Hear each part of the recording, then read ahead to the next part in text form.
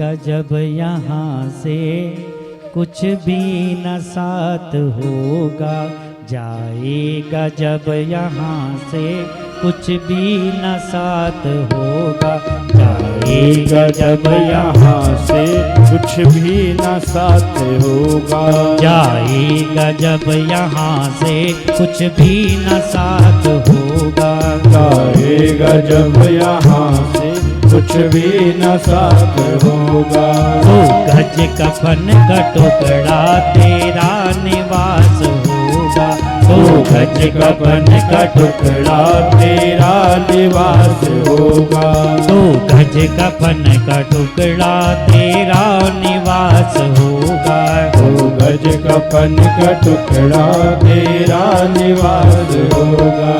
मरते ही घर से बाहर रख देंगे तेरे तन को, मरते ही घर से बाहर रख देंगे तेरे तन को, मरते ही घर से बाहर रख देंगे तेरे तन को, मरते ही घर से बाहर रख देंगे तेरे तन को, आकर के झट उठा ले मैं कर तेरे कफन को, आकर के झट उठा ले मैं कर तेरे कफन को, पीटेगा अपनी छाती कनवा उदास होगा, पीटेगा अपनी छाती कनवा उदास होगा, तो गज कफन का टुकड़ा तेरा निवास होगा, तो गज कफन का टुकड़ा तेरा निवास होगा।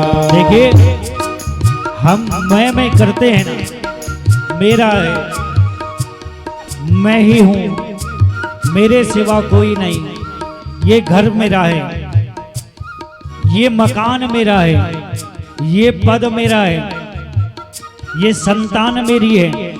और जब शरीर छूट जाएगा ना तो सबसे पहले क्या करेंगे, जिस चारपाई में डल्लब का गद्दा लगा है सबसे पहले परिवार वाले आपको उठाकर उससे नीचे रख देंगे कि नहीं नहीं ये मर गया है, कहीं अछूत खराब ना हो जाए, डल्लब का गद्दा बड़ा महंगा है, फेंकना पड़ जाएगा। कोई फेंकता है? जिस बेड में सोए हैं कोई उस बेड को नहीं फेंकता, लेकिन हाँ पहने हुए कपड़ों को फेंक देते, क्यों? अछूता लगता है। जो प्रयोग न करने वाले भाग हो उन्हें फेंक देता है, क्यों? उससे पाप नहीं लगता। लेकिन उस डल्लब के गद्दे से सीधे नीचे बैठा देते हैं और फिर सबसे पहले अपने मित्र संबंधियों को फोन करते कि भैया देखो ये चले गए, कल इनका दाह संस्कार होना है, अब क्या करना है, रात्रि को रुकना है, तो क्या होगा? नहीं नहीं तुम भी मेरे साथ आ जाओ, मुझे डर लगता है इस शरीर से।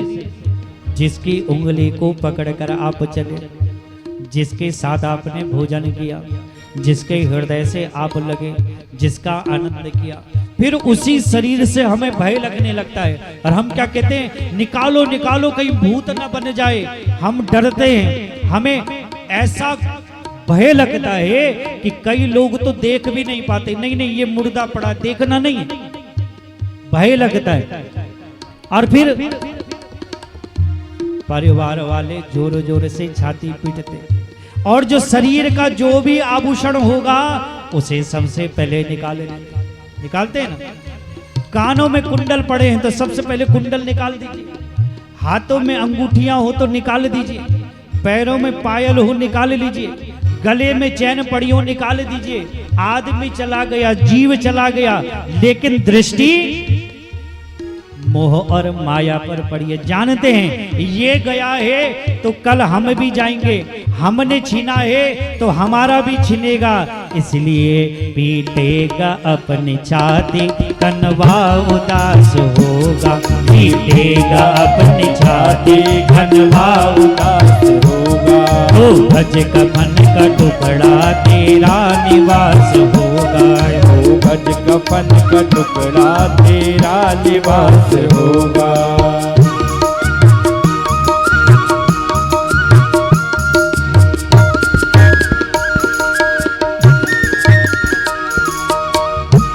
मनन करना है, चिंता करनी है,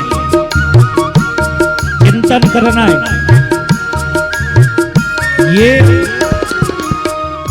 ये चिंतन है कि जो हमें दिख रहा है, आप सड़क पर चलते हैं ना, और सड़क पर कोई गड्ढा हो और कोई गाड़ी वाले का टायर उस गड्ढे में चला जाए तो आप क्या करते हैं? आप उससे हटकर चल पड़ते हो, क्योंकि आपको दिखता है कि आगे ऐसा गड्ढा है। क्यों? हमें उसमें अपने जीवन की आनंदता लगती है कि मुझे चोट न लग जाए, मैं हूं, मेरा शरीर है।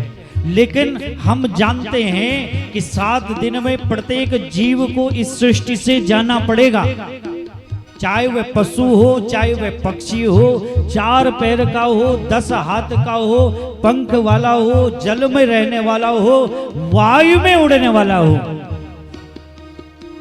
चाहे जैसा भी कोई भी जीव है, उसे तो जाना ही पड़ेगा।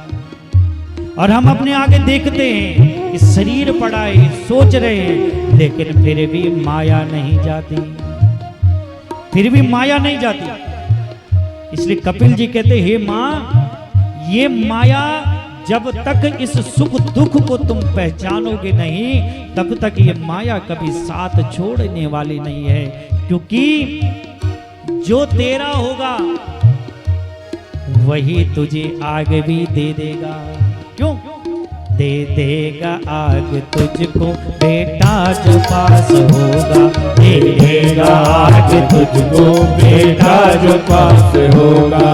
2 गज कफन का टुकड़ा तेरा निवास होगा, 2 गज कफन का टुकड़ा तेरा निवास होगा। 2 गज कफन का टुकड़ा तेरा निवास होगा, 2 गज कफन का टुकड़ा तेरा निवास होगा। और जो मैं करता है, जो सुंदर संवारता है, जो इस काया को बड़ा आनंदित मान रहा है ना, हे मां, तू कह रही है ना कि मैं सुंदर हूँ, मैं यौवनावस्था में हूँ, मैं पुत्र हूँ, तू माँ है, तू पिता है, तू संबंधी है, ये सब यही के यही रह जाएंगे। क्यों?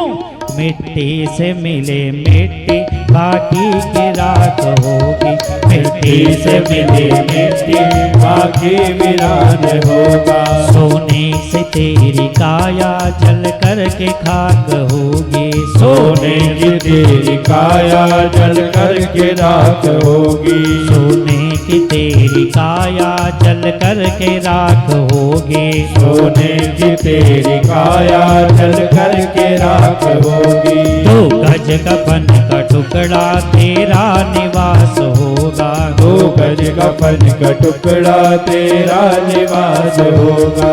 2 गज कफन का टुकड़ा तेरा निवास होगा। 2 गज कफन का टुकड़ा जय जय